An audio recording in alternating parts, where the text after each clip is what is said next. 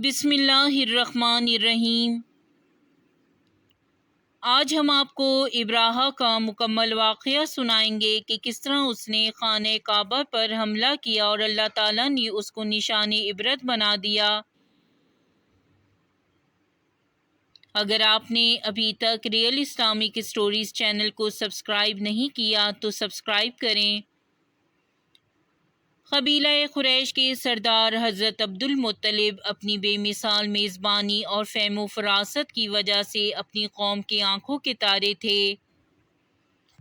آپ عظیم باپ کے بیٹے تھے۔ اللہ تعالیٰ نے آپ کو 10 خوبصورت صحت مند کڑیل جوان بیٹے عطا کیے تھے۔ ایک دن آپ کعبہ میں حتیم میں تشریف فرما تھے۔ آپ کے 10 بیٹے شیروں کی طرح آپ کے گرد حلقہ بنائے بیٹھے تھے۔ ایک عرابی کا وہاں سے گزر ہوا اور یہ خوشگوار منظر دیکھ کر بے ساختہ بولا، اللہ تعالیٰ جب کوئی مملکت بنانا پسند کرتا ہو تو اس کے قیام کے لیے اس قسم کے جواں مرد پیدا فرما دیا کرتا ہے۔ پھر حضرت مطلب کی زندگی میں عظیم واقعہ پیش آیا جب ابراہہ نے خانہ کعبہ پر لشکر کشی کی۔ ابراہہ نے پہلے خوبصورت عظیم و شان گرجا تعمیر کیا، گرجے کو ہیرے جواہرات سے سجایا، گرجا دیکھنے والوں کی آنکھیں خیرہ ہو جاتیں۔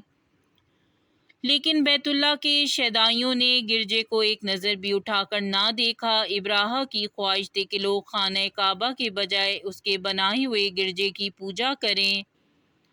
اب اس نے کعبہ کی زیارت کو آنے والے قافلوں کو روکنا شروع کر دیا، لیکن اس کی کوئی بھی کوشش کامیاب نہ ہوئی۔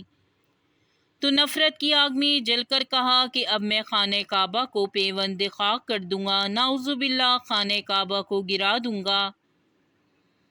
یہ خبر پورے عرب میں آگ کی طرح پھیل گئی اور پھر ابراہہ حبشی والے یمن کے کوہ پیکر ہاتھی پر سوار ہو کر اپنے ساتھ ہاتھیوں کا لشکر لے کر مکہ مکرمہ پر چڑھائی کے لیے نکلا۔ ابراہہ اپنے لشکر کے ساتھ طائف پہنچا۔ یہاں کے باشندوں نے اس کی اطاعت کی۔ اب ابراہہ وادی مکہ میں آ کر ٹھہر گیا اور اپنے سواروں کا ایک دستہ اہل مکہ کی طرف بھیجا تاکہ وہ اہل مکہ کو خوفزدہ کر سکیں۔ لوگوں کا بہت سارا مال اور جانور لوٹ کر لے گئے، ان میں حضرت مطلب کے 100 اونٹ بھی شامل تھے۔ پھر ابراہہ کا سپاہی حناط سمیری حضرت عبد المطلب کے پاس گیا اور آپ کو لے کر ابراہہ کے پاس حاضر ہوا۔ ابراہہ نے جب آپ کو دیکھا تو آپ کی بہت تعظیم کی، تخت سے نیچے اترا، قالین پر بیٹھ گیا اور حضرت عبد المطلب کو بھی اپنے پہلو میں بٹھا لیا۔ اس نے پوچھا کیا کام ہے؟ تو حضرت عبد المطلب بولے، آپ کے سپاہی میرے اونٹ لے کے آئے ہیں، میں انہیں واپس لینے آیا ہوں۔ تو ابراہہ بہت زیادہ حیران ہوا، تمہیں اپنے اونٹوں کی پرواہ ہے لیکن تمہیں خانہ کعبہ کا احساس نہیں، جس کو میں گرانے آیا ہوں، جو تمہارے اور تمہارے آباء و اجداد کی عبادت گاہ ہے۔ تمہیں اس کی پریشانی نہیں ہے؟ تو فہم و فراست کے مالک جناب حضرت مطلب نے کہا، میں اپنے اونٹوں کا مالک ہوں اور میں انہیں ہی لینے آیا ہوں، اور جس گھر کو تم گرانے آئے ہو اس کا بھی ایک مالک ہے، وہ خود اس کی حفاظت کرے گا۔ تو حبشی ابراہہ غرور سے بولا، میرے شر سے کوئی بھی کعبہ کو نہیں بچا سکتا، میں کعبے کی اینٹ سے اینٹ بجا دوں گا۔ تو حضرت عبد المطلب بولے، تو جان اور کعبے کا مالک جانے۔ اس کے بعد حضرت عبد المطلب واپس مکہ آ گئے اور قبیلہ قریش کو سارے حالات سے آگاہ کیا اور بتایا کہ ابراہہ کے پاس ہزاروں کا لشکر ہے جس کا ہم مقابلہ نہیں کر سکتے، لہٰذا بہتر ہے آپ تمام لوگ مکہ سے نکل جائیں، پہاڑوں، غاروں اور بلند جگہوں پر چلے جائیں تاکہ اس کے عذاب سے محفوظ رہ سکیں۔ اور پھر اپنے چند ساتھیوں کے ساتھ خانہ کعبہ آئے اور غلاف کعبہ پکڑ کر مالک دو جہاں خالی قرض و سما سے دعائیں کرنے لگے، اے اللہ، بندہ بھی اپنے کجاوے کی حفاظت کرتا ہے، تو بھی اپنے گھر کی حفاظت فرما، ایسا نہ ہو ان کی سلیب کل تیرے گھر پہ غالب آ جائے اور نصب کر دی جائے، اگر تو ان کو ہمارے قبیلے کو آزاد چھوڑنے والا ہے تو جس طرح تیری مرضی ہو تو اس طرح کر۔